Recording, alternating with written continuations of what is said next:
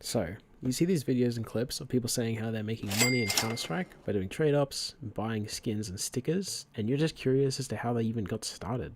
Well, this is the video for you. I'm going to be doing a basic overview and easy to follow guide on how people are able to make money in Counter-Strike and how you could start doing the same. Before we continue with the video, I just want to let you guys know, at 500 subscribers, I'm going to be giving away this minimal wear op pink DD-Pat. To enter the giveaway, all you need to do is subscribe, comment anything on the video, like this video, and we'll be drawing the giveaway winner at 500 subscribers. For starters, a few things I recommend you get just to make the whole experience a little bit easier. You'll want to download Steam Inventory Helper extension on Chrome or Firefox. This is going to help when you're using the Steam Community Market, seeing item floats, the stickers on skins, and also make listing mass items on Steam a whole lot easier. I'd also recommend getting a Buff163 account. Buff is the most popular CSGO trading site outside of the Steam Community Market. It's also the most used pricing guide for CS items. Also, just make sure you have your two-step authenticator set up on your Steam account so you're able to trade, buy, sell items without having any sort of trade hold or locks. Now let's get into our first subject, that's trade-ups. Trade-ups are essentially using 10 items from a lower quality to craft one from the next quality up. For example, you could use 10 industrial grade skins to get one mil-spec skin, and 10 mil-spec skins for one restricted grade skin. When you're doing trade-ups, floats matter. Depending on the different floats you input will alter the float output. But that doesn't always mean you need a float below 0.07 to get a factory skin. This is thanks to float ranges. If an item has a lower float cap, the item will come out with a lower float after the trade-up. For example, to get a USPS Ticket to Hell and Factory New, you only need 10 mil-specs with a float below 0.92, which makes them minimal wear. And the USP after the trade-up will have a float of 0.69. Now the reason this happens is because the USP has a float cap of 0.76. If the item had a float cap of 1, we'd always get an item of a float of 0.92. And that would make it minimal wear, which would affect our profits and would probably make the trade up not profitable. Now the reason this happens is because the USP's float cap is only at 0.76, it scales down the input floats to be slightly higher when crafting a factory new skin. The other important aspect of trade-ups is actually how they decide what item you're going to receive as an output. Most people looking at face value would assume it's a 1 out of 10, because it's going to select one of the 10 items you input into the trade-up, but that's not actually how it works. I'll explain. During a trade-up, the item drop chance is not actually based on the input skins, it's actually based on the percent of outcome skins you could have. For example, if you did a mil-spec trade-up with 1 item from the Norse collection and 9 items from the Train collection, you're going to have a 25% chance at the Norse collection and 75% chance at the Train collection. The reason this happens is because the Norse collection has 3 different restricted items that it could potentially drop, whereas the Train collection only has 1.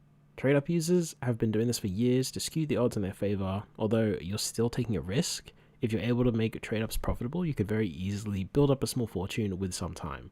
Although, be aware that this market is now heavily saturated, as many people are aware of this now, and it can be hard to discover a trade-up that hasn't been abused by people already. Moving on to investing. Everybody dreams of the next Cato 14 holos. They're going to be worth hundreds of thousands of dollars. Not a lot of people, though, are aware that it's already happened, and it's probably going to happen again, and it's also probably happening right now. In 2017, during the Krakow Major, a player's autograph would be worth just $20, but today it's worth from 9 to 10,000 Australian dollars. The player called Cassandra, who hasn't been in a major since 2018, their stickers are now so sought after, people are willing to pay up to $10,000 to have one. The reason I make this point is that although some stickers may be cheap now, in the next 4 to 5 years, who knows where the stickers' prices will be. So it's up to us, in our judgment, to invest in the right stickers, give ourselves the potential to make these same investments. The main point of investing is very simple, it's just supply and demand. Everyone knows what supply and demand is, even if they've never touched a video game, as it's just such a common law in any sort of trading. The basics of it are that if an item has a high demand and a low supply, the prices are going to keep going up. If it has a low demand and a high supply, these prices are going to drop.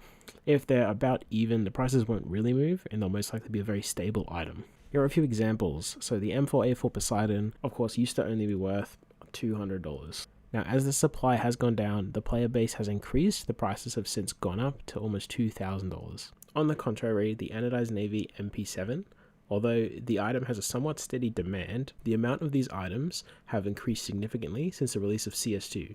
With the option to choose what items you get as a drop, you'll notice this is a common trend with every current active dropping weapon skin, especially things that are used in trade-ups, such as the Anodized Navy. So what you'll need to do as an investor is find an item with less supply that the demand needs, So if we go back to 2019, when Operation Shattered Web was available, you can see the price of the Norse Collection skins was quite low. Whereas today, they're no longer obtainable and are now in limited supply, and we can see the price of these items increase significantly over time.